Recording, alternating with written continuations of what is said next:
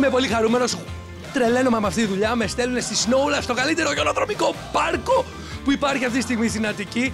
Και λέω χιονοδρομικό γιατί έχουμε υπέροχες τσουλήθρες, παγοδρόμια, τραμπάλες να σε πετάνε πάνω κάτω. Χάνει τη μάνα το παιδί μάνα. Όχι πλάκα κάνουμε, έχουμε πολλή ασφάλεια.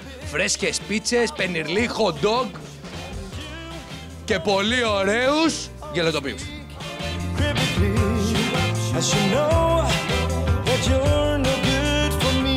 Λοιπόν, έχουμε εδώ live στη Snowland μαζί μας τον διάσημο μουσικό παραγωγό Σπύρο Μαργαρίτη και τη διάσημη μουσικό παραγωγό του Music Νικολέτα Ράλη. Καλησπέρα, παιδιά. Γεια σου, Θανάση, καλησπέρα.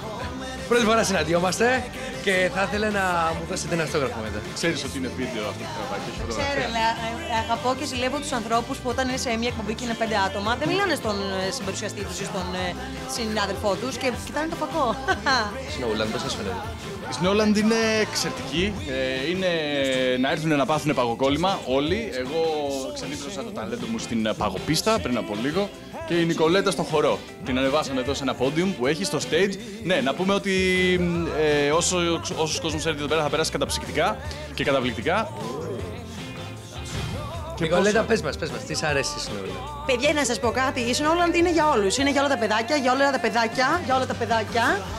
Γιατί πραγματικά μπορείς να κάνεις πάρα πολλά πράγματα. Ένας ηλικιωμένος πιστεύετε μπορεί να έρθει στη Snowland με τα εγγόνια του και να κάνει όλα αυτά τα παιχνίδια? Βεβαίως. Τα εγγόνια του να κάνει τα παιχνίδια και αυτός έχει εκπληκτικά ηλεκτρονικά. Ηλεκτρονικά και χοντόκ, παιδί μου, τα χοντόκ που τα πας. Και πίτσες. Και πίτσες και χοντόκ και φούρνο, τα πάντα, όλα της ώρας. Ευχαριστούμε πολύ, MTV, που ήρθατε εδώ και σε ένα Γιαννάκι που τραβάς τόση ώρα την κάμερα. Ναι, να πούμε γεια σου Γιαννάκη που τραβάς την κάμερα και μας παιδεύει. Ή να χαιρετήσουμε από όσο Σπύρος. Που τραβάς το Your κανάλι. noise. Τα λέμε. Ποτέ δεν.